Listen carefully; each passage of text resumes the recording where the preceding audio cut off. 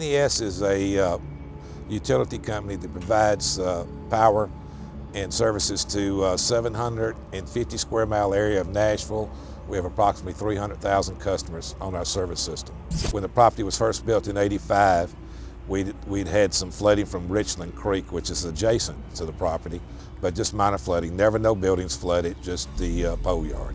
When I turned on the news channel on Sunday morning, they were going through all the flooding in downtown and different areas of town. And they had spotlighted what they call the NES substation, NES property. Well, I looked and it was our service center.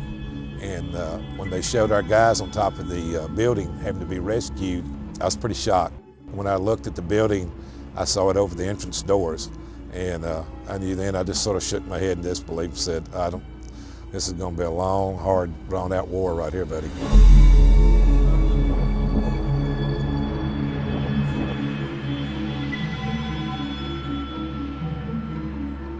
On Monday morning, management made a decision that the building could not be occupied. So NES, at that time, we had displaced 108 employees.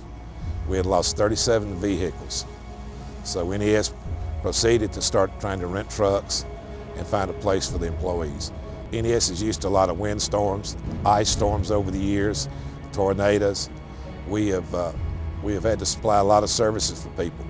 This time we didn't have the expertise to put our building back in. So then we had to start looking for someone with expertise to be able to restore our building.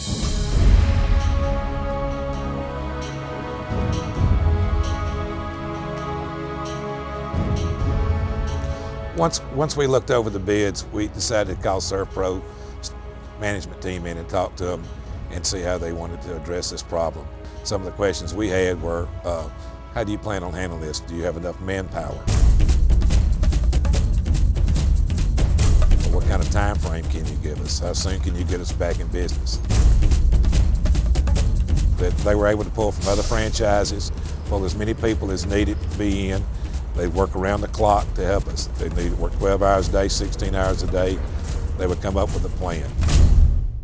Actually, the first day that SERVPRO was on the site, within probably the first 2 or 3 hours, I was satisfied that I had the right company. I thought it would probably take them 3 or 4 days to clean it up. Within an hour or two, it was completely clean. I think the biggest thing that surprised me about SERVPRO was that I'd always been seeing them at a lot of residential homes. People had floods, water damage. The first day they mobilized here, I just couldn't believe the amount of equipment they brought in. Tractor trailers, there's supplies.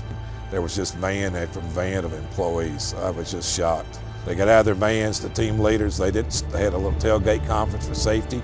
They got out, they all had a plan, and within 5 minutes they were all on the site starting restoration. NES has had numerous disasters, maybe the ice storm of '85 and some of the tornadoes over the last couple of years. We've gone out and we have a disaster recovery plan in place to restore other properties and other people's services, whether it be commercial or residential. Now I realize that this time around, NES was the customer. And so we had to go out and find a company that could handle our restoration, and SERVPRO fit that need and that bill.